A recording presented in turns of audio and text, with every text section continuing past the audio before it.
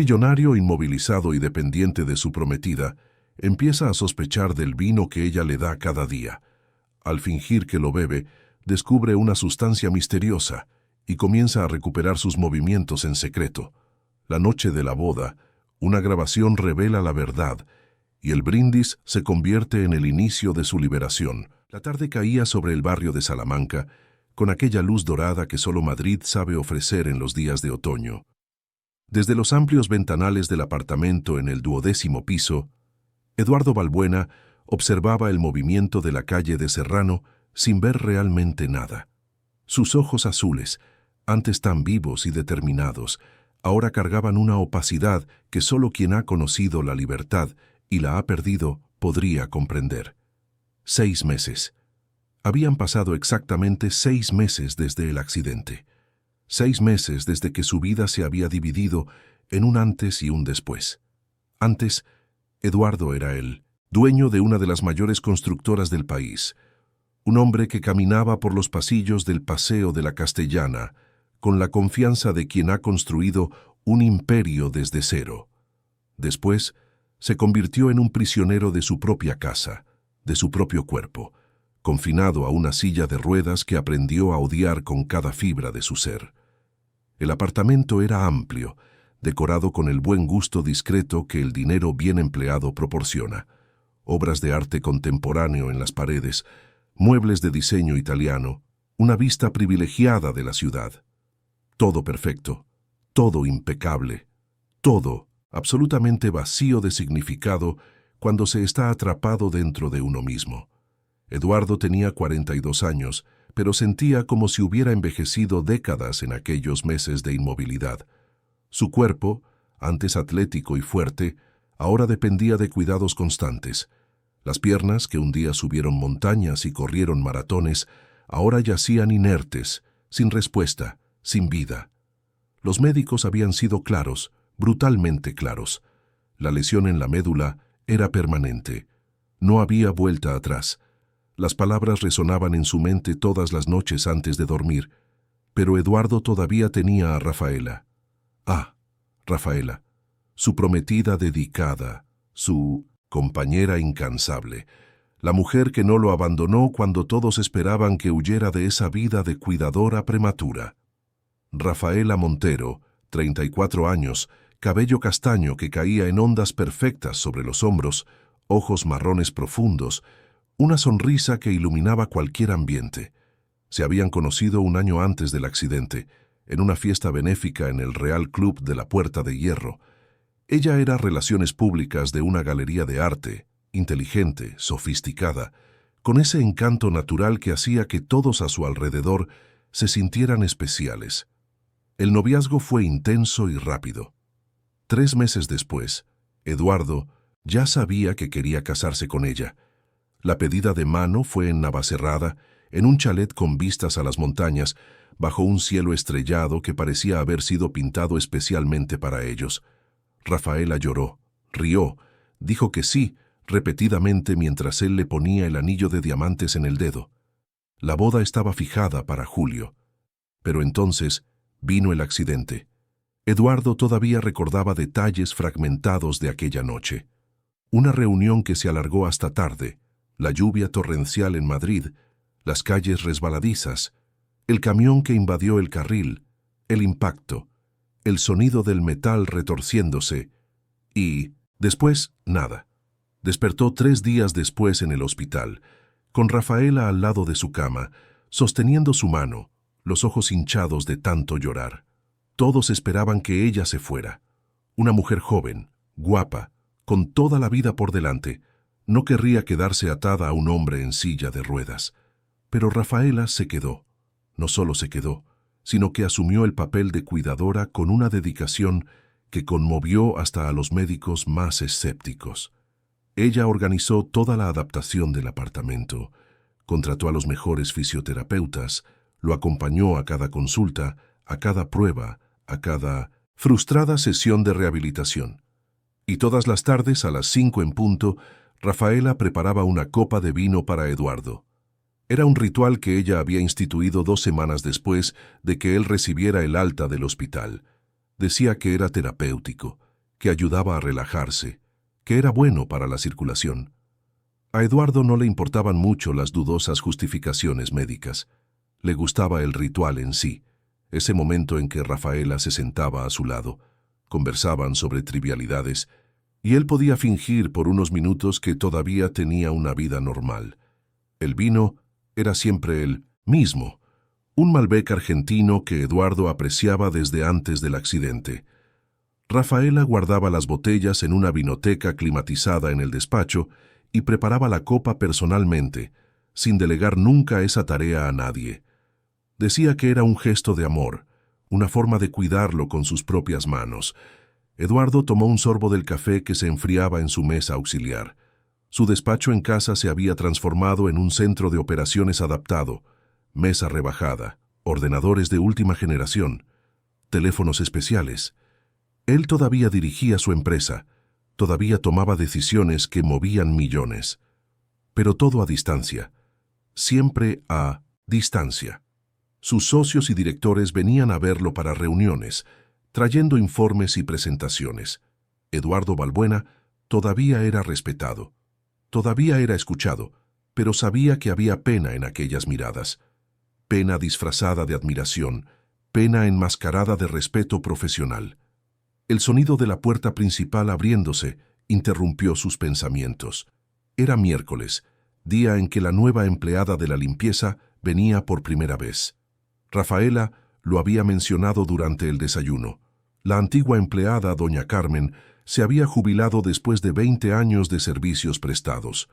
Eduardo la echaba de menos. Doña Carmen tenía esa presencia maternal que traía consuelo, sin hacer demasiadas preguntas. Voces femeninas resonaron por el pasillo. Rafaela conversaba con alguien, explicando las rutinas de la casa, mostrando dónde estaban los productos de limpieza, las preferencias del señor. Eduardo oyó pasos acercándose y, momentos después, Rafaela apareció en la puerta del despacho, acompañada de una mujer de unos 45 años, bajita, fuerte, con el rostro marcado por arrugas de expresión que contaban historias de trabajo duro y mucha risa. «Amor, esta es doña Lucía, nuestra nueva empleada», presentó Rafaela con su sonrisa acogedora. «Doña Lucía, este es el señor Eduardo». La mujer se inclinó ligeramente, con ese respeto típico de quien ha trabajado toda la vida en casas de gente rica. «Mucho gusto, señor Eduardo. Cuidaré muy bien de su casa, no se preocupe». Eduardo asintió, intentando esbozar una sonrisa. «Bienvenida, doña Lucía. Espero que se sienta a gusto aquí». «Gracias, señor». Su voz era suave, cargada de una sinceridad que a Eduardo le pareció genuina. Fue entonces cuando la vio. Detrás de las faldas de doña Lucía, medio escondida, medio curiosa, una niña pequeña espiaba tímidamente. Debía tener unos 8 o 9 años, cabello castaño recogido en 2 trenzas, ojos enormes y expresivos que observaban todo con esa atención especial de los niños inteligentes. «Perdón, doña Rafaela», dijo doña Lucía, pareciendo un poco avergonzada. La directora del colegio llamó avisando de que iban a cerrar más temprano hoy, un problema en las tuberías. No tenía con quién dejar a Isadora. «Prometo que no molestará, se queda quietecita». Rafaela dudó por un instante y Eduardo percibió una sombra pasar por su rostro, pero pronto recuperó la sonrisa. «Está bien, doña Lucía, solo por hoy, ¿verdad? Pero tiene que estarse quieta mientras usted trabaja». «Sí, señora. No se preocupe. Isadora, quédate ahí en el sofá con tus dibujos y no hagas jaleo». Doña Lucía se giró hacia su hija con ese tono firme y amoroso que solo las madres conocen. La niña asintió obedientemente y se acurrucó en el sofá de cuero del despacho, abriendo una pequeña mochila y sacando un cuaderno de dibujo y lápices de colores. Eduardo la observó con curiosidad. Hacía mucho tiempo que no tenía niños cerca. No tenía hijos, nunca tuvo tiempo para pensar en ello antes del accidente, y ahora la posibilidad parecía aún más lejana. Doña Lucía y Rafaela salieron, continuando el recorrido por la casa. Eduardo volvió su atención a los informes financieros en el ordenador, pero percibía, por el rabillo del ojo, a la niña dibujando concentrada. Tenía una postura seria para su edad, una madurez prematura que generalmente proviene de responsabilidades tempranas. ¿Te gusta dibujar?, preguntó Eduardo, más por educación que por interés real. La niña levantó los ojos, evaluándolo por un momento antes de responder. Sí, tío, dibujo historias. ¿Historias? Sí, dibujo y luego se las cuento a mi madre. Ella dice que tengo imaginación de escritora. Había un orgullo tímido en su voz. Eduardo sonrió, esta vez una sonrisa más genuina. Tu madre tiene razón. La imaginación es un don precioso. Volvieron al silencio. Eduardo a su trabajo, Isadora a su dibujo. La tarde avanzó tranquila, puntuada solo por los sonidos lejanos de doña Lucía trabajando por la casa y Rafaela hablando por teléfono en el salón. Cuando el reloj marcó las 5, Rafaela apareció en la puerta del despacho, como siempre, con la copa de vino en la mano. Entró con gracia, se acercó a Eduardo y depositó la copa sobre su mesa. El líquido oscuro se balanceó suavemente dentro del cristal. Tu vino, mi amor, dijo ella, besando la coronilla de su cabeza. Voy a pedir la cena. ¿Te apetece algo en especial? Me da igual, amor, lo que tú quieras está bien. Eduardo tomó la copa, como hacía todos los días, y se la llevó a los labios. Fue cuando se dio cuenta. Isadora lo observaba, no con la curiosidad vaga de una niña aburrida, sino con una intensidad extraña, casi preocupada. Sus ojos se movían entre Eduardo, la copa y Rafaela, que ya salía del despacho. Había algo en aquella mirada que hizo que Eduardo detuviera el gesto a medio camino. Rafaela salió cerrando la puerta tras de sí. Eduardo se quedó con la copa suspendida mirando a la niña. Isadora se mordió el labio inferior, una expresión de conflicto interno pasando por su pequeño rostro. Miró hacia la puerta cerrada, luego de vuelta a Eduardo, y entonces, en un movimiento rápido, se levantó del sofá y se acercó a la silla de ruedas. Tío, susurró ella, su voz apenas audible, no debería beber eso. Eduardo sintió un escalofrío recorrer su espina dorsal. ¿Qué? ¿Por qué? Isadora miró de nuevo hacia la puerta, asegurándose de que estaban solos. Sus grandes ojos estaban llenos de una seriedad que no correspondía a su edad. Lo he visto. Antes de que le trajera el vino, le ha echado un polvo. ¿Un polvo?, repitió Eduardo sin entender. Su corazón comenzó a latir más rápido. Sí, un polvo blanco, de un frasquito pequeño. Primero miró a los lados. Creía que nadie la veía. Pero yo volvía del baño y lo vi por el reflejo del cristal de la vitrina. La niña hablaba rápidamente, las palabras saliendo en un torrente nervioso. No sé lo que es, tío, pero me pareció mal. La cara que puso me pareció mal. Eduardo sintió como si el suelo hubiera desaparecido bajo su silla. Por un largo momento, no pudo procesar lo que acababa de oír. ¿Rafaela? Su dedicada Rafaela, que lo cuidaba incansablemente, que había renunciado a su propia vida para quedarse a su lado, poniendo algo a escondidas en su vino. ¿Estás segura de lo que viste?, preguntó él, su voz saliendo más ronca de lo que pretendía. Isadora asintió con vigor. Sí, tío. Lo vi perfectamente. Sacó un frasquito del bolso, miró a los lados, echó el polvo en el vino y lo removió con una cucharilla. Luego lo guardó todo rápido y lo trajo para acá. Eduardo miró la copa en su mano como si fuera una serpiente a punto de atacar. El líquido oscuro, que siempre le había parecido reconfortante, ahora tenía una apariencia siniestra. ¿Se estaría volviendo paranoico? ¿Debía creer a una niña de 9 años? Pero algo en la sinceridad bruta de aquellos ojos, algo en la urgencia de aquel susurro, hizo que una semilla de duda germinara en su pecho. ¿Por qué me cuentas esto?, preguntó él. Isadora se encogió de hombros, pero sus ojos permanecieron firmes. Porque mi madre me ha enseñado que hay que hacer lo correcto, y no parece correcto. Que la chica guapa ponga cosas a escondidas en la bebida del tío que no puede andar, parece cosa de villana de telenovela. A pesar del momento tenso, Eduardo casi se rió. Villana de telenovela. La imaginación infantil podía parecer exagerada, Pero, ¿y si no lo era? ¿Y si había algo realmente malo sucediendo justo delante de sus narices? Isadora, no puedes contarle a nadie que me has dicho esto, ni a tu madre, ni a nadie. ¿Entendido? Necesitaba pensar, necesitaba investigar, pero no podía arriesgarse a que Rafaela supiera que él sospechaba. No se preocupe, tío. Sé guardar un secreto. La niña hizo el gesto de cerrar una cremallera sobre sus labios. Pasos resonaron en el pasillo. Doña Lucía llamaba a Isadora diciendo que ya era hora de irse. La niña le dio una última mirada significativa a la copa en la mano de Eduardo y volvió corriendo al sofá recogiendo sus dibujos y lápices con movimientos apresurados. Eduardo se quedó solo en el despacho, la copa de vino todavía en su mano, la mente acelerada. ¿Sería verdad? ¿Estaría Rafaela realmente poniendo algo en su bebida? Y si era así, ¿qué? Y más importante, ¿por qué? Miró por el amplio ventanal. El sol ya comenzaba a ponerse, tiñendo el cielo de tonos anaranjados y rosados. Madrid se preparaba para otra noche. Gente volviendo a casa, tráfico atascado, la vida normal pulsando allá afuera, mientras él estaba atrapado aquí dentro. Atrapado en su silla, atrapado en su casa, y quizás, solo quizás, atrapado en algo mucho más siniestro de lo que podía imaginar. Con un movimiento decidido, Eduardo giró su silla hasta la pequeña palmera en maceta que decoraba un rincón del despacho.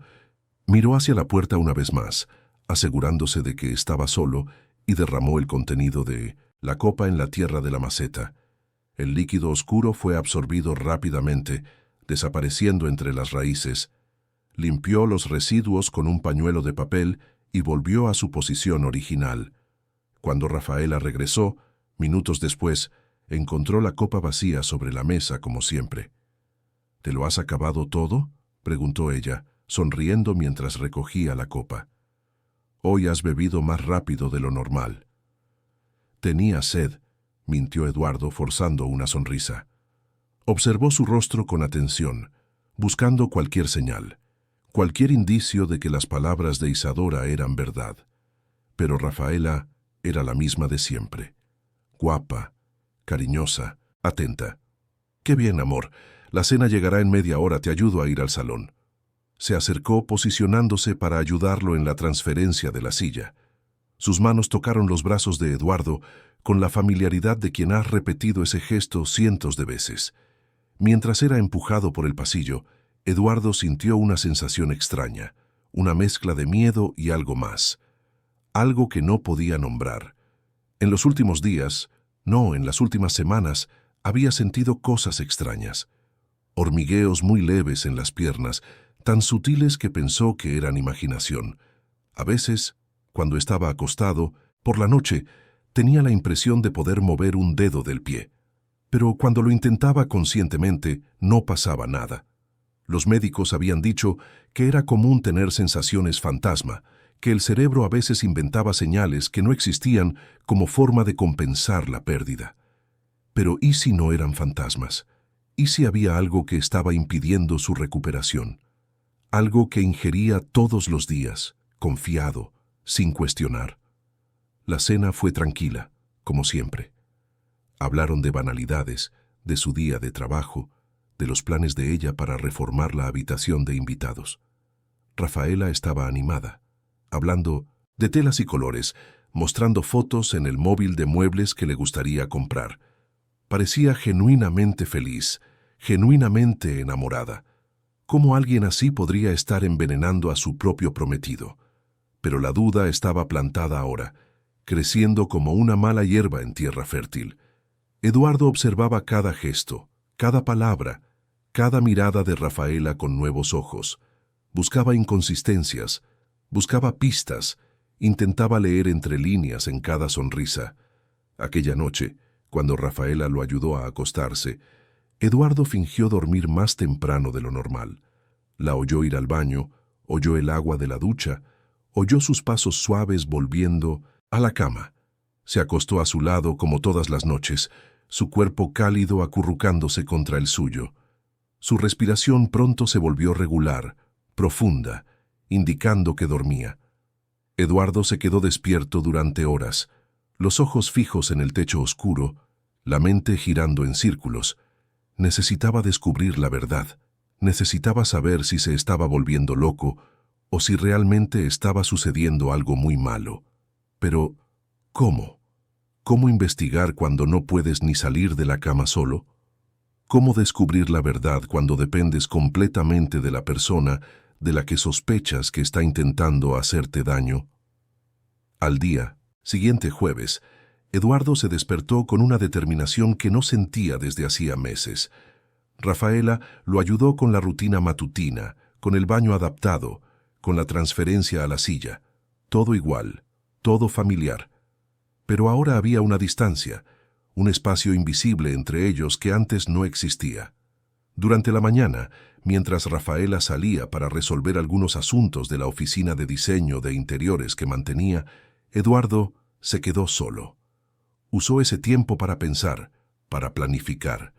Necesitaba pruebas, necesitaba ver con sus propios ojos lo que Isadora había descrito. La tarde se acercaba y con ella el zintosintosis ritual del vino. Eduardo posicionó su silla de forma estratégica, de modo que pudiera ver el reflejo en el cristal de la ventana. La luz del sol de la tarde creaba un espejo perfecto, permitiéndole observar la puerta del despacho sin girar la cabeza. 5 en punto. Pasos en el pasillo. Eduardo mantuvo los ojos en la pantalla de su ordenador, pero toda su atención estaba puesta en el reflejo de la ventana. Rafaela entró, como siempre, pero esta vez Eduardo notó algo diferente. No llevaba la copa. «Amor, ahora vuelvo. Me he olvidado el vino en la cocina», dijo con una sonrisa volviendo por el pasillo. El corazón de Eduardo se disparó. Nunca se olvidaba del vino. En 6 meses de ritual diario, nunca se había olvidado. ¿Por qué se olvidaría ahora? A menos que... Mantuvo los ojos fijos en el reflejo de la ventana. Minutos después, Rafaela volvió, la copa en la mano. Pero antes de entrar en el despacho, se detuvo. En el reflejo, Eduardo la vio levantar la copa a la altura de los ojos, mirar a los lados rápidamente y luego hacer un movimiento rápido con la otra mano. Algo pequeño, algo que brilló por un segundo a la luz. Removió el contenido de la copa con el dedo, discretamente, y entonces entró en el despacho con su sonrisa habitual. «Aquí tienes, mi amor. Perdona la tardanza». Eduardo sintió como si le hubieran dado un puñetazo en el estómago. Era verdad. Todo lo que Isadora había dicho era verdad. Rafaela estaba poniendo algo en su vino. La mujer que amaba, la mujer en la que confiaba completamente, estaba añadiendo conscientemente una sustancia desconocida a su bebida diaria. Tomó la copa con manos que temblaban ligeramente, esperando que Rafaela no se diera cuenta. «Gracias, amor». Ella le besó la frente y salió como siempre. Eduardo esperó unos segundos, se aseguró de que estaba lejos y una vez más derramó el contenido en la palmera. Esta vez, sin embargo, guardó unas gotas en un pañuelo de papel que dobló cuidadosamente y guardó en el bolsillo de su camisa. El descubrimiento lo cambió todo. Cambió la forma en que miraba a Rafaela, cambió la forma en que interpretaba cada gesto de cuidado, cada palabra de amor. Todo parecía tener una segunda capa ahora, una capa siniestra escondida bajo la superficie de normalidad. Aquella noche, mientras cenaban, Eduardo la observaba hablar sobre su día, sobre una clienta difícil, sobre los planes para el fin de semana. Y se preguntaba quién era realmente aquella mujer sentada frente a él. ¿Cuántas capas de mentira existían bajo aquel rostro hermoso? ¿Qué tipo de persona era capaz de envenenar metódicamente a alguien que confiaba en ella completamente? Y más aterrador aún, ¿qué más estaría dispuesta a hacer? La respuesta a esas preguntas llegaría en los próximos días, revelando una verdad mucho más sombría de lo que Eduardo jamás podría haber imaginado. Pero aquella noche, todo lo que tenía era la certeza terrible de que no estaba seguro en su propia casa, en manos de la mujer que juró amarlo hasta que la muerte los separara. La muerte. La palabra resonó en su mente mientras fingía dormir, escuchando la respiración tranquila de Rafaela a su lado. ¿Sería eso lo que ella quería? ¿Que él muriera?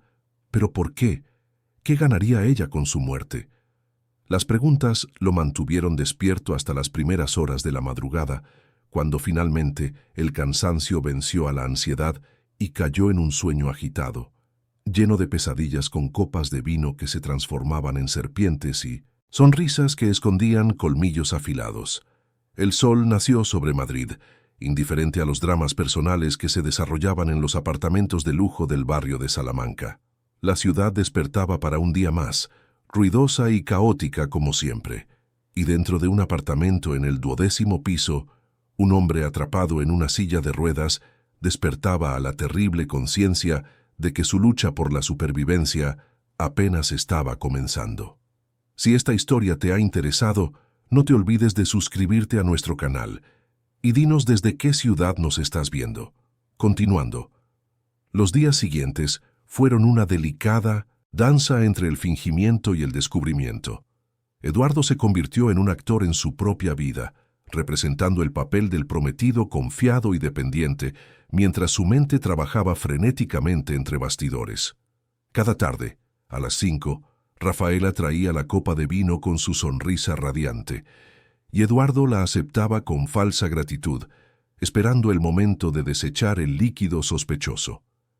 La palmera de su despacho estaba recibiendo más vino que agua, y Eduardo se preguntaba con un humor sombrío si la planta sobreviviría o si también sería víctima del veneno que Rafaela administraba diariamente. Variaba los lugares de descarte, a veces usando el inodoro cuando conseguía llegar al baño solo, otras veces derramándolo en el fregadero de la cocina cuando Rafaela estaba distraída. Se convirtió en un experto en crear oportunidades, en aprovechar cada momento de distracción. Lo más sorprendente, sin embargo, fue lo que comenzó a suceder con su cuerpo. Al tercer día sin ingerir el vino, Eduardo sintió algo que hacía meses que no experimentaba. Un hormigueo. No uno de esos fantasmas neurológicos que los médicos habían mencionado, sino una sensación real, inconfundible, vibrando a través de su muslo izquierdo. Estaba solo en el despacho cuando sucedió, y el shock fue tan grande que soltó el bolígrafo que sostenía. Miró sus piernas como si las viera por primera vez. ¿Serían sus esperanzas creando ilusiones? ¿O estaría realmente sintiendo algo? Con cuidado, concentró toda su atención en la pierna derecha e intentó contraer los músculos. Nada. Pero entonces intentó con la izquierda y por una fracción de segundo tuvo la certeza de haber sentido un músculo responder, tan sutil como el batir de alas de una mariposa, pero real. Las lágrimas brotaron en sus ojos, no de alegría, todavía no, sino de una mezcla confusa de rabia, esperanza y terror. Si realmente estaba sintiendo sus piernas, eso significaba que los médicos estaban equivocados. Y si los médicos estaban equivocados, entonces lo que Rafaela había estado poniendo en su vino no era un suplemento inofensivo. Era algo que lo mantenía paralizado. La revelación fue como caer en un pozo sin fondo. Eduardo tuvo que agarrarse al borde de su mesa para no gritar, para no dejar que la brutal constatación se apoderara de su autocontrol. La mujer que dormía a su lado todas las noches, que lo besaba todas las mañanas, que susurraba palabras de amor en su oído, lo estaba manteniendo inválido conscientemente. ¿Por cuánto tiempo? ¿Desde el principio? ¿Desde el accidente? Necesitaba respuestas, necesitaba ayuda. Pero, ¿en quién confiar? Sus socios venían a visitarlo regularmente, pero las conversaciones siempre giraban en torno a los negocios. Sus amigos se habían distanciado gradualmente después del accidente, con esa excusa tácita de que no sabían cómo actuar cerca de un amigo en silla de ruedas. Su familia era pequeña, solo una hermana que vivía en Portugal con su marido y sus hijos. Había una persona, sin embargo, el doctor Enrique Campos, su abogado de toda la vida y uno de los pocos amigos verdaderos que permanecieron constantes, incluso después del accidente. Enrique era de la vieja guardia, un hombre de 60 y tantos años que llevaba 4 décadas ejerciendo la abogacía. Discreto, inteligente y, sobre todo, leal. Eduardo esperó hasta una mañana en que Rafaela salió para una reunión con proveedores. Mencionó que estaría fuera por lo menos 3 horas, tiempo suficiente. Con manos temblorosas, Eduardo marcó el número privado de Enrique, ese al que pocos tenían acceso. «Eduardo, amigo mío, ¿cuánto tiempo? ¿Cómo estás?». La voz grave y reconfortante de Enrique sonó a través de la línea. «Enrique, necesito verte. Hoy, si es posible, y necesito que vengas solo sin avisar a nadie, es urgente». Eduardo mantuvo la voz baja, aún sabiendo que estaba solo en el apartamento. Hubo una pausa. Enrique conocía a Eduardo lo suficiente como para saber que no era dado a los dramas. «¿Está todo bien? ¿Ha pasado algo?». «No puedo hablar por teléfono. Por favor, puedes venir. Estaré ahí en 1 hora». No hubo más preguntas. Esa era una de las cosas que Eduardo siempre había apreciado en Enrique. 53 minutos después, sonó el timbre. Eduardo abrió la puerta a distancia y oyó los pasos firmes de Enrique por el pasillo. El abogado entró en el despacho con su postura característica, elegante en su traje gris oscuro, pero la preocupación era evidente en sus ojos castaños. «Eduardo, ¿qué está pasando?». Cerró la puerta tras de sí, una precaución automática de alguien acostumbrado a tratar con información confidencial. Eduardo respiró hondo. ¿Por dónde empezar? ¿Cómo explicar lo inexplicable?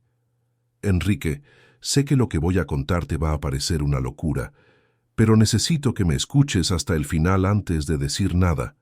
Y entonces Eduardo lo contó todo.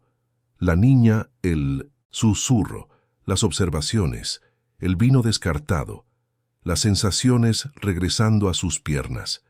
Enrique escuchó en silencio, su rostro pasando del escepticismo a una creciente preocupación.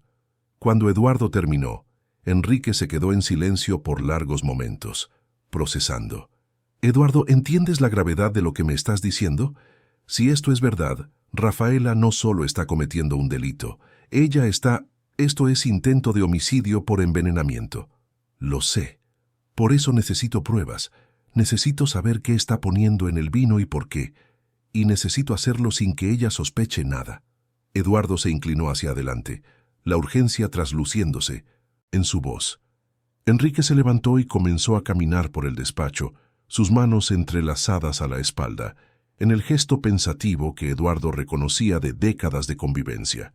«Tenemos que ser extremadamente cuidadosos. Si sospecha que lo sabes, no tenemos idea de cómo puede reaccionar. Las personas capaces de hacer esto son impredecibles». «¿Qué sugieres?». «Primero, necesitamos una muestra de lo que sea que esté poniendo en el vino. Segundo, necesitas una evaluación médica completa pero discreta de alguien en quien podamos confiar absolutamente. Y tercero, necesitamos investigar a Rafaela, su pasado, sus relaciones anteriores, sus finanzas». Enrique se detuvo y miró a Eduardo. «Conozco a alguien, un investigador privado excomisario de la Policía Nacional, Roberto Torres. Hemos trabajado juntos en casos corporativos. Es discreto y eficiente». Eduardo asintió, sintiendo un alivio momentáneo por tener un aliado, por no estar más solo en esta situación kafkiana. «Haz lo que sea necesario. Pero Enrique, esto tiene que ser absolutamente confidencial. Si ella se entera...». «Confía en mí. Empezaré hoy mismo». Enrique se acercó y puso la mano en el hombro de Eduardo en un gesto de solidaridad. «Vamos a descubrir la verdad. Y vamos a protegerte». Después de que Enrique se fuera, Eduardo se sintió exhausto, como si hubiera corrido un maratón. El simple acto de confiar en alguien, de compartir el peso de aquel terrible descubrimiento, había drenado sus energías emocionales. Pero también había esperanza ahora. Ya no estaba luchando solo. Rafaela regresó a media tarde, animada con telas y catálogos de muebles. Besó a Eduardo en la frente, le preguntó por su día, preparó su vino con el cuidado de siempre. Eduardo recibió la copa con una sonrisa que esperaba pareciera genuina, y en la primera oportunidad vertió el contenido en el inodoro. Aquella noche, acostado al lado de Rafaela que dormía tranquilamente, Eduardo movió los dedos de los pies. 3 de ellos respondieron. Era un movimiento minúsculo, imperceptible a simple vista, pero para Eduardo era como si hubiera escalado el Everest. Sus piernas estaban volviendo. Lentamente, gradualmente, pero volviendo. El miércoles siguiente trajo a doña Lucía e Isadora de nuevo. La niña entró en el apartamento con su mochila del colegio y su cuaderno de dibujos, pero sus ojos buscaron inmediatamente a Eduardo. Cuando sus miradas se cruzaron, él hizo un gesto casi imperceptible con la cabeza. Ella entendió y una pequeña sonrisa de complicidad iluminó su rostro. Rafaela parecía inquieta ese día. Eduardo notó que observaba a Isadora con más atención de lo normal, una tensión sutil en sus hombros. Durante la tarde oyó voces alteradas provenientes de la cocina. Era Rafaela hablando con doña Lucía. «Doña Lucía, entiendo su situación, pero la niña no puede seguir viniendo. Esto es una casa, no una guardería». El tono de Rafaela era firme, sin la calidez habitual. «Perdón, doña Rafaela. Es solo hasta que consiga una plaza en el horario de tarde de la escuela. Unas 2 semanas más, como mucho». La voz de doña Lucía tenía un matiz de súplica. 2 semanas es mucho tiempo. Anda deambulando por la casa, puede romper algo, puede molestar a Eduardo. Eduardo percibió la frialdad creciente en el tono de Rafaela. «Ella no molesta, señora. Se queda quietecita, solo dibujando. Ni parece que está aquí. Aún así no puede ser, tiene que resolver esto». Y Rafaela zanjó la conversación con una finalidad que no admitía argumentos. Eduardo sintió un nudo en el estómago.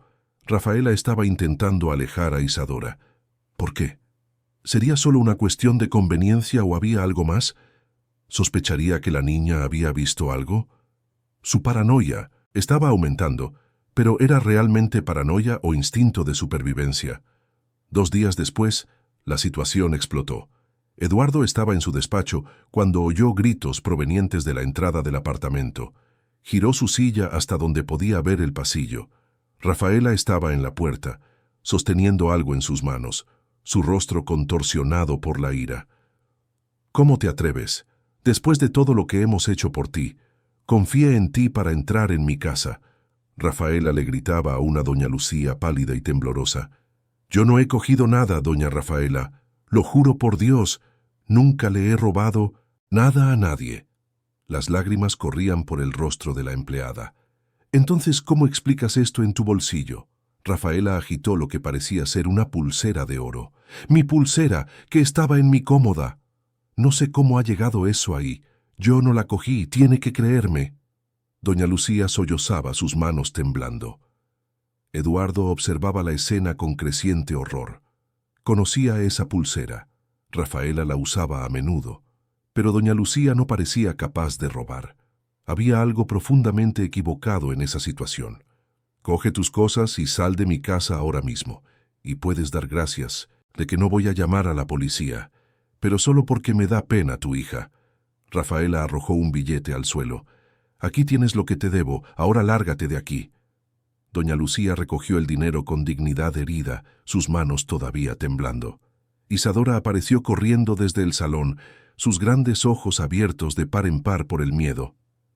«Mamá, ¿qué ha pasado?» «Vámonos, hija mía». Doña Lucía tomó la mano de la niña y se giró para salir. Pero antes, Isadora miró hacia atrás, sus ojos encontrándose con los de Eduardo. En aquella mirada había acusación, tristeza y una petición silenciosa de ayuda. La puerta se cerró con un golpe sordo. Rafaela se quedó parada en el pasillo por un momento, respirando pesadamente, y luego volvió su atención hacia Eduardo. «Amor, ¿te lo puedes creer? Una ladrona, delante de nuestras narices». Se acercó, su rostro todavía enrojecido por la ira. Eduardo eligió sus palabras cuidadosamente. «¿Estás segura?» Doña Lucía no parecía el tipo de persona que...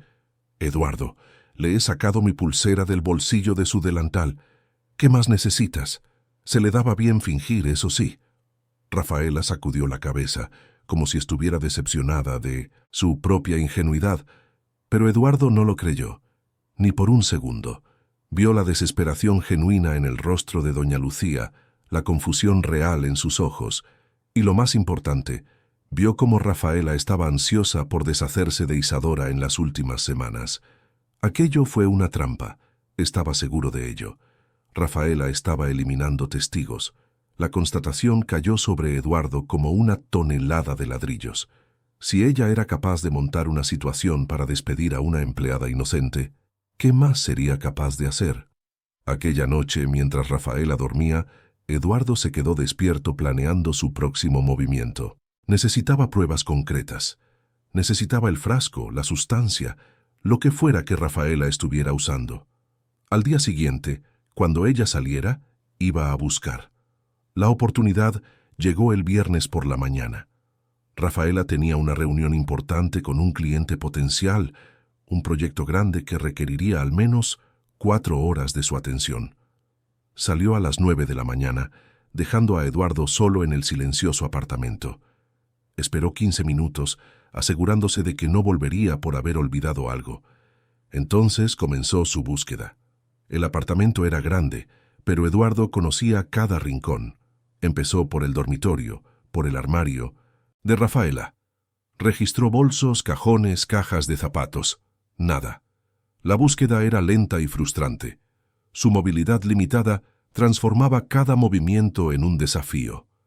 El sudor corría por su rostro mientras se estiraba para alcanzar estantes. Abría cajones, revolvía compartimentos. Pasó 1 hora, luego 2. La ansiedad crecía. ¿Y si ella volvía y lo pillaba buscando? Fue en la despensa de la cocina donde Eduardo finalmente lo encontró. Detrás de latas de conserva, escondido en el fondo de un estante alto que normalmente él jamás alcanzaría, había un pequeño frasco de vidrio ámbar. No tenía etiqueta, solo un líquido claro, dentro, y al lado, arrugado y tirado detrás de las latas, un trozo de papel. Con manos temblorosas, Eduardo cogió el papel. Era una receta veterinaria. Veterinaria. Su corazón se disparó mientras leía el nombre del medicamento. Acepromacina. Debajo del nombre, en letra pequeña, se leía sedante para animales de gran tamaño. Eduardo sintió náuseas subir por su garganta. Lo estaba drogando con sedantes veterinarios, medicamentos diseñados para tranquilizar a caballos y bueyes. Suficiente para mantener a un hombre en un estado de letargo profundo, sus nervios tan deprimidos que no respondían a las órdenes del cerebro, creando una parálisis artificial. Fotografió la receta con su móvil, luego guardó todo exactamente como lo encontró. Sus manos temblaban tanto que casi se le cayó el frasco. De vuelta en el despacho, envió las fotos a Enrique con un simple mensaje. Lo encontré. La respuesta llegó minutos después. Dios mío, estoy en camino con Roberto. Tenemos que actuar rápido. Cuando Rafaela regresó a media tarde, encontró a Eduardo trabajando normalmente en su ordenador. Estaba radiante. La reunión había sido un éxito. El cliente había firmado el contrato. Lo besó apasionadamente. Habló sobre los planes para el proyecto, para el dinero que entraría. Y entonces, puntual como siempre, preparó la copa de vino. Eduardo la recibió con una sonrisa que le dolía en los músculos faciales de tan forzada. Observó a Rafaela salir del despacho, contando animadamente detalles de la reunión, y por primera vez desde que todo comenzó, se permitió sentir rabia pura, no miedo, no confusión, sino rabia ardiente y justificada. Esta mujer, esta criatura que había amado, en la que había confiado su vida y su corazón, lo estaba destruyendo sistemáticamente. ¿Y por qué? ¿Para qué? Esas preguntas necesitaban respuestas. Enrique y Roberto Torres llegaron al anochecer, cuando Rafaela estaba en la ducha. Roberto era un hombre de unos 50 años, cabello canoso cortado al rape, ojos que parecían evaluar y catalogar todo en segundos. Tenía el porte de alguien acostumbrado a lidiar con situaciones peligrosas. «Señor Balbuena», saludó Roberto. Su voz era baja y controlada. «El doctor Campos me ha puesto al corriente de la situación. Esto es muy serio». Eduardo le entregó el móvil con las fotos de la receta. Roberto las examinó con atención profesional. Acepromacina. Lo está usando como conejillo de indias para drogas veterinarias. La dosis aquí es suficiente para sedar a un caballo. De carreras. En un humano, especialmente administrada diariamente, puede causar daños neurológicos permanentes, problemas cardíacos, daños hepáticos. Hizo una pausa. Señor Balbuena, si sigue tomando esto, aunque pare ahora, puede tener secuelas permanentes. Dejé de tomarlo hace una semana y estoy empezando a sentir mis piernas de nuevo. Eduardo compartió la información con una mezcla de esperanza y terror. Roberto asintió lentamente. Entonces es probable que su parálisis nunca fuera real, o al menos no tan extensa como los médicos pensaban. Las drogas estaban enmascarando cualquier recuperación natural que su cuerpo intentaba hacer. La constatación fue a la vez liberadora y devastadora. Eduardo podría haber vuelto a caminar meses atrás, de no ser por Rafaela envenenándolo diariamente. Necesitamos investigar su pasado, dijo Enrique, entender por qué está haciendo esto. Ya he empezado, respondió Roberto, sacando una tablet de su maletín. Y lo que he encontrado es perturbador. Rafaela Montero ha tenido 3 relaciones serias en los últimos 10 años, todas con hombres ricos. Los 3 sufrieron accidentes incapacitantes durante la relación. 2 murieron. Uno vive en una institución de cuidados permanentes, diagnosticado con demencia precoz a los 52 años. El silencio que siguió fue pesado como el plomo. Eduardo sintió que el mundo giraba a su alrededor. Lo hace profesionalmente, susurró, más para sí mismo que para los otros. Encuentra hombres ricos, espera una oportunidad, un accidente, una enfermedad, y entonces se convierte en la cuidadora dedicada, se gana la confianza de todos y lentamente destruye a la víctima mientras se asegura de que se quedará con la herencia, completó Roberto. Es un patrón clásico de depredador en serie. Elige víctimas vulnerables y usa el disfraz de amor y cuidado para cometer sus crímenes. Eduardo sintió la bilis subir a su garganta. Él no era una persona para Rafaela. Era una marca, un objetivo, un medio para un fin. Todo el cariño, todo el amor proclamado, todo era mentira, una actuación cuidadosamente calibrada para mantener a su víctima dócil y confiada mientras ella lentamente lo destruía. ¿Qué hacemos ahora?, me preguntó Eduardo, su voz saliendo ronca. Ahora, dijo Enrique con determinación, montamos un caso, reunimos todas las pruebas, lo documentamos todo, y cuando tengamos evidencias suficientes, la entregamos a la policía. Pero tenemos que ser cuidadosos, añadió Roberto. No puede sospechar nada. Si se da cuenta de que la hemos descubierto, puede acelerar sus planes o huir. Necesitamos pillarla infraganti, con pruebas irrefutables. La puerta del baño se abrió en el pasillo. Rafaela estaba saliendo. Los 3 hombres se miraron rápidamente. Enrique y Roberto se levantaron, asumiendo una postura casual. «Ah, Enrique, Roberto, no sabía que estabais aquí». Rafaela apareció en la puerta del despacho, preciosa en su bata de seda, el cabello húmedo cayendo sobre sus hombros. «¿Qué tal estáis?» «Todo genial, Rafaela. Solo hemos pasado para discutir algunos detalles del contrato de fusión que Eduardo está negociando». Enrique mintió con facilidad profesional. «Ah, qué bien. ¿Vais a cenar con nosotros?» Ella sonrió, la misma, sonrisa cálida que conquistaba a todos. «Lamentablemente no podemos, tenemos otros compromisos, pero gracias por la invitación». Roberto también sonrió, pero Eduardo se dio cuenta de que la sonrisa no llegaba a sus ojos. Después de que los 2 se fueran, Rafaela se acercó a Eduardo y le besó la coronilla. «Me alegro de que sigas llevando los negocios. Demuestra que no te has rendido». «Nunca me rendiré», respondió Eduardo, y por primera vez en semanas lo creyó de verdad. Aquella noche, acostado al lado de la mujer que quería destruirlo, Eduardo movió los dedos de los pies de nuevo. 5 de ellos respondieron ahora. Su fuerza estaba volviendo, y con ella su determinación de no ser más una víctima. Iba a luchar, iba a exponer a Rafaela, e iba a recuperar su vida. Afuera, Madrid dormía bajo un manto de luces centelleantes, millones de vidas entrelazadas, cada una con sus propias luchas, sus propios secretos. Y dentro de un apartamento en el barrio de Salamanca, un hombre que el mundo creía acabado, planeaba silenciosamente su resurrección. Las semanas siguientes fueron una delicada danza entre el fingimiento y el descubrimiento. Eduardo se convirtió en un actor en su propia vida, representando al prometido confiado, mientras su mente trabajaba entre bastidores. Cada tarde, a las 5, Rafaela traía la copa de vino y Eduardo la descartaba discretamente en macetas, en el fregadero o en el inodoro. Lo más sorprendente fue lo que comenzó a suceder con su cuerpo. Al tercer día sin el vino, Eduardo sintió un hormigueo real a través de su muslo izquierdo. Miró sus piernas como si las viera por primera vez. Con cuidado, intentó mover la pierna izquierda. Por una fracción de segundo sintió un músculo responder. Era real. La revelación fue brutal. La mujer que dormía a su lado lo estaba manteniendo inválido conscientemente. Necesitaba ayuda.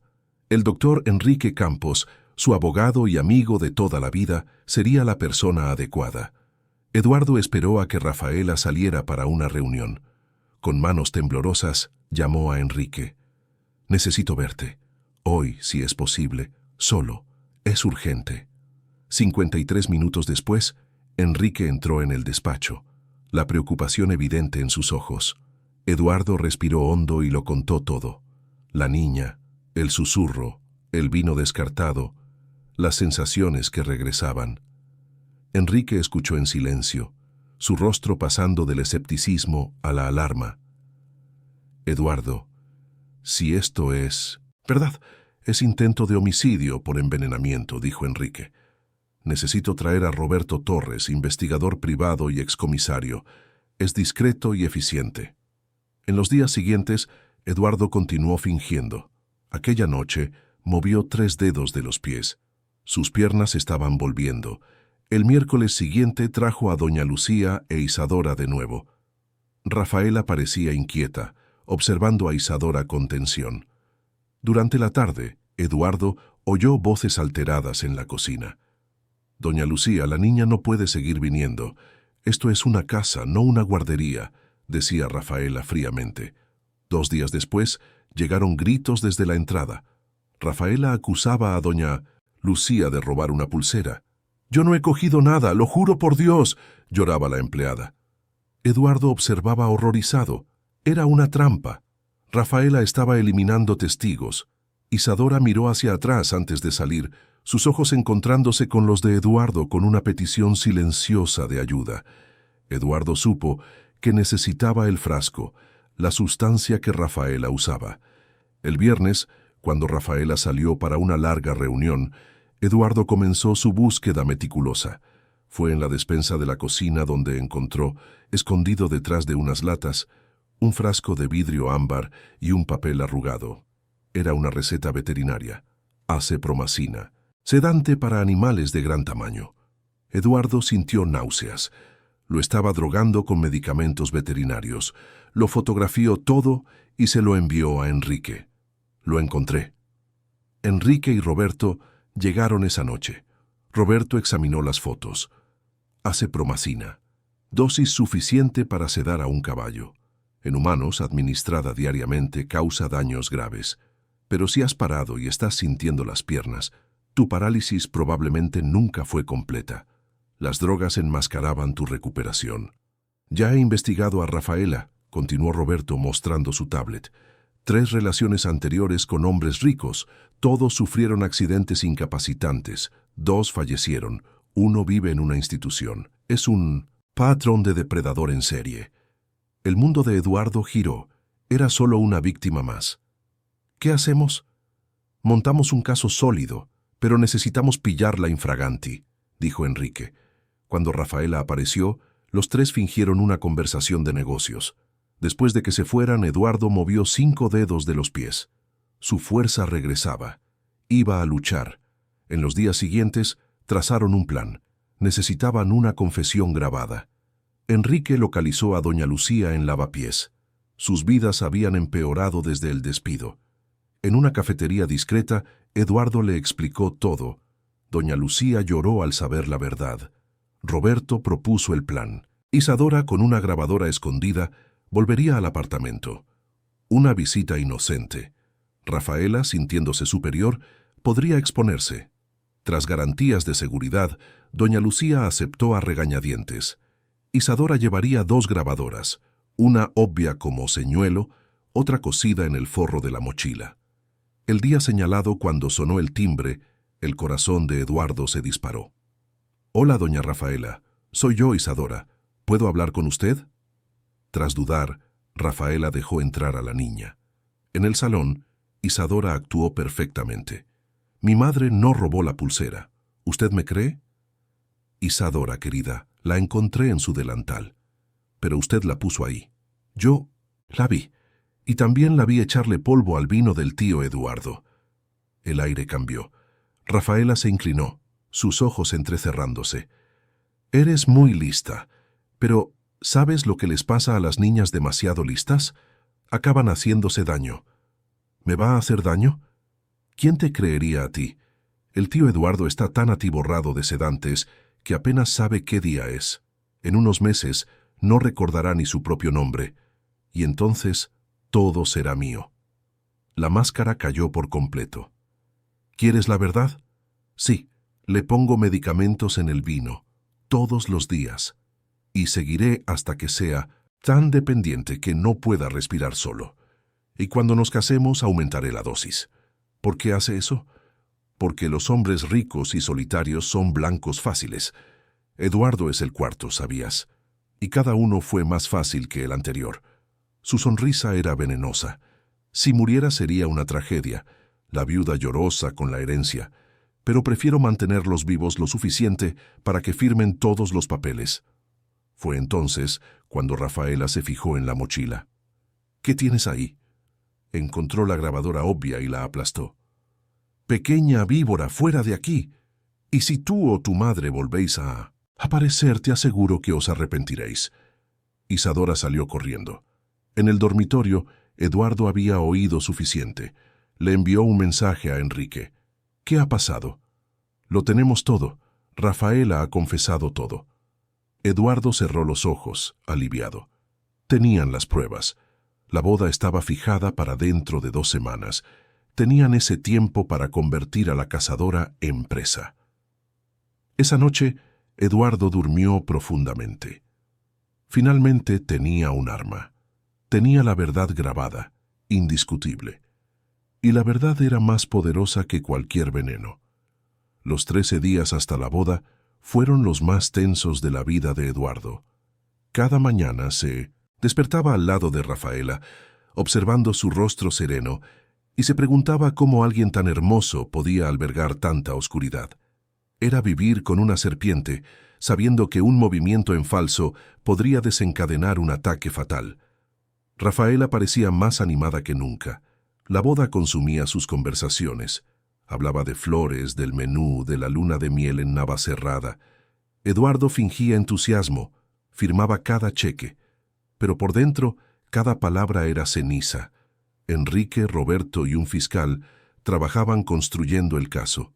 La grabación de Isadora era oro puro, una evidencia irrefutable, pero querían más.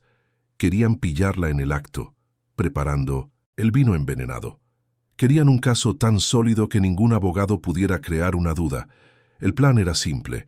La noche antes de la boda, Rafaela había planeado una cena íntima. Sería esa noche cuando Eduardo la confrontaría, con la policía posicionada afuera, lista para entrar a la primera señal. Eduardo pasó esos días preparando no solo la confrontación, sino también su cuerpo. Las sensaciones en sus piernas habían progresado dramáticamente. Ahora movía los dedos voluntariamente, sentía un hormigueo constante y conseguía hacer pequeños movimientos con las rodillas. El doctor Marcos estaba perplejo con la súbita recuperación. «Es increíble. Es como si tu cuerpo hubiera estado simplemente dormido y finalmente despertara», dijo el fisioterapeuta, sacudiendo la cabeza. Eduardo no lo corrigió. Dejó que pensaran que era un milagro médico. Solo él, Enrique y Roberto conocían la oscura verdad. Roberto continuaba investigando. Había contactado a las familias de las víctimas anteriores, obteniendo declaraciones que pintaban un patrón inequívoco. Uno de los hijos de Marcelo Ferrer llamó: «Mi vida fue destruida al ver a mi padre consumirse. Sabíamos que algo estaba mal, pero no podíamos probarlo. Por favor, no dejes que se escape». Eduardo prometió que no lo haría. La víspera de 1900, la boda llegó. La mañana amaneció clara en Madrid, el cielo azul sin nubes. Eduardo se despertó sabiendo que para el final de esa noche su vida habría cambiado por completo. Rafaela estaba radiante. Contrató a un equipo para decorar el apartamento con velas y flores. «Mañana seremos marido y mujer», susurró en el oído de Eduardo. «Finalmente serás completamente mío». Las palabras enviaron un horror por la espina dorsal de Eduardo. Completamente de ella. Completamente bajo su control. Eso era lo que ella quería.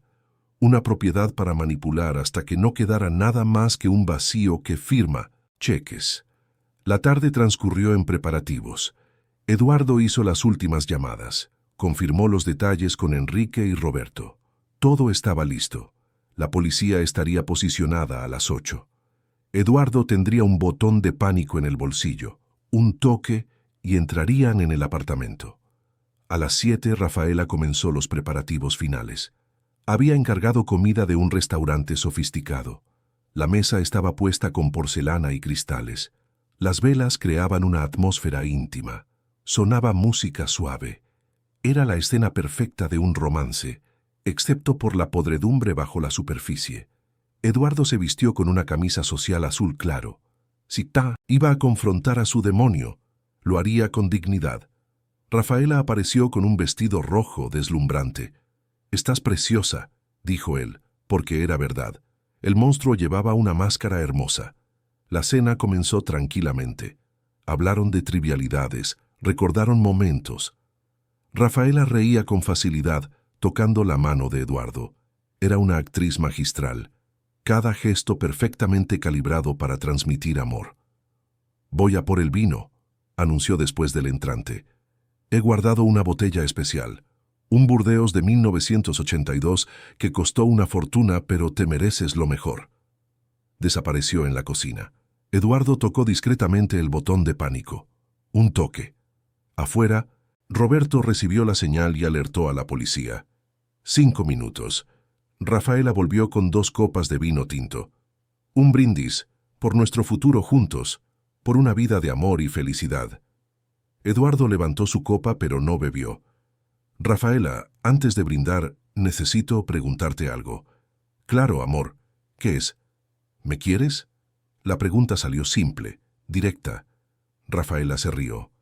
«Claro que te quiero, Eduardo. ¿Cómo puedes preguntar eso? Responde con honestidad. ¿Realmente me quieres? ¿Como persona, como Eduardo?»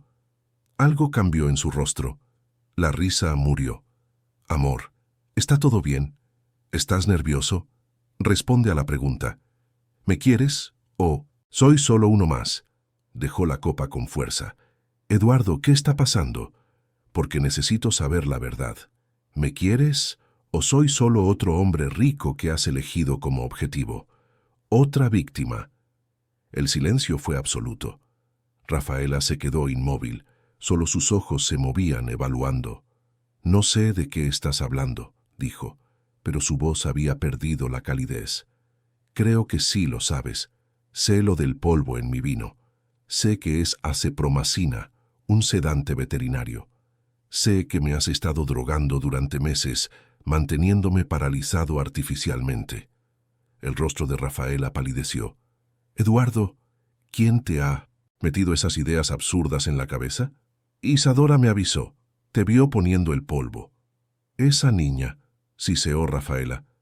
«Sabía que era un problema. Ella me salvó la vida, y gracias a ella dejé de beber el vino hace semanas. Y mis piernas empezaron a responder, porque nunca estuve permanentemente paralizado. Tú me estabas manteniendo en ese estado». Rafaela se puso de pie abruptamente. «No tienes pruebas». «De hecho, las tengo. Encontré el frasco, la receta. Y lo más importante», Eduardo sacó su móvil, «te tengo a ti confesándoselo todo a Isadora». cada palabra grabada. Por un momento, Rafaela pareció conmocionada. La grabadora la destruí. Destruiste una. Había dos. Eduardo le dio al play. La voz de Rafaela resonó, fría y cruel, confesando sus crímenes. Mientras la grabación sonaba, Eduardo observó la transformación. La máscara se desmoronó por completo. Cuando terminó, ella lo miró con puro veneno. Eres más listo de lo que pensaba. Me sorprendes. Los otros nunca sospecharon hasta que fue demasiado tarde. ¿Cuántos, Rafaela? ¿A cuántos hombres has destruido? Ella rió sin humor. Aparte de ti, 3 completos, otros 2 que abandoné a la mitad. Tú habrías sido el mejor.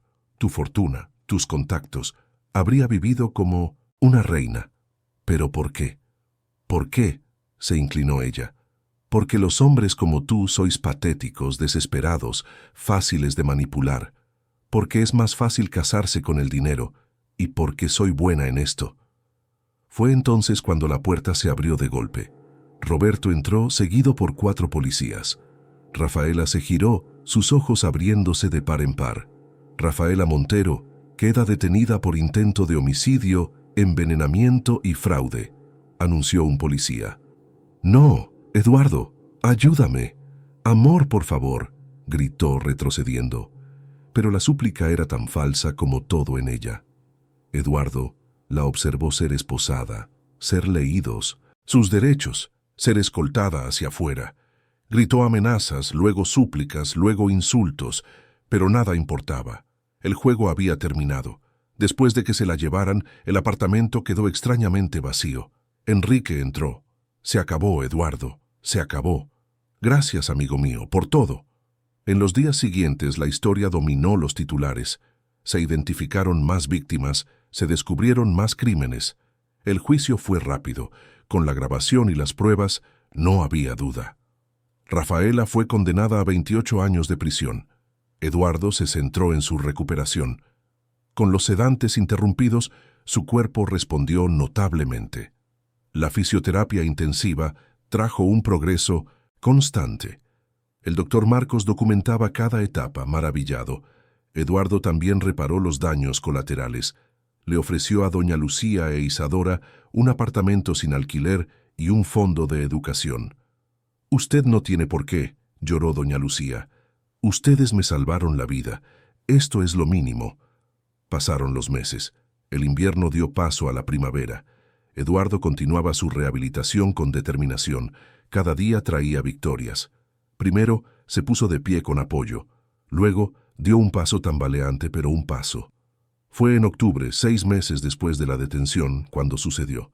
Eduardo estaba en fisioterapia. «Quiero que des 5 pasos sin agarrarte», dijo el doctor Marcos. Eduardo dudó. Daba miedo, pero pensó en todo lo que había superado. Si había derrotado a Rafaela, podía dar 5 pasos. «Vamos allá», dijo, soltando las barras. Vaciló, pero encontró el equilibrio y dio un paso, luego otro. 5 pasos se convirtieron en 10, luego en 15. Eduardo estaba caminando, realmente caminando, sin apoyo. El doctor Marcos aplaudía, con lágrimas en los ojos. «¡Lo has conseguido!» Eduardo miró sus piernas. Las lágrimas corrían por su rostro. Lágrimas de triunfo, de renacimiento. Había vuelto del infierno y ahora estaba de pie. Esa noche organizó una cena especial. Invitó a Enrique, Roberto, el doctor Marcos, doña Lucía e Isadora. Cuando llegaron, él estaba en la puerta, de pie, caminando para saludarlos. Gritos de alegría, abrazos y lágrimas llenaron el apartamento. Durante la cena, brindaron con zumo espumoso. «Me habéis devuelto la vida», dijo Eduardo emocionado. Isadora se acercó con un cuaderno de dibujos. «He hecho algo para usted». Mostró dibujos que contaban su historia. Eduardo triste, la niña susurrando, la lucha, la detención de Rafaela, y finalmente Eduardo de pie, sonriendo, con un sol brillante. «Es precioso.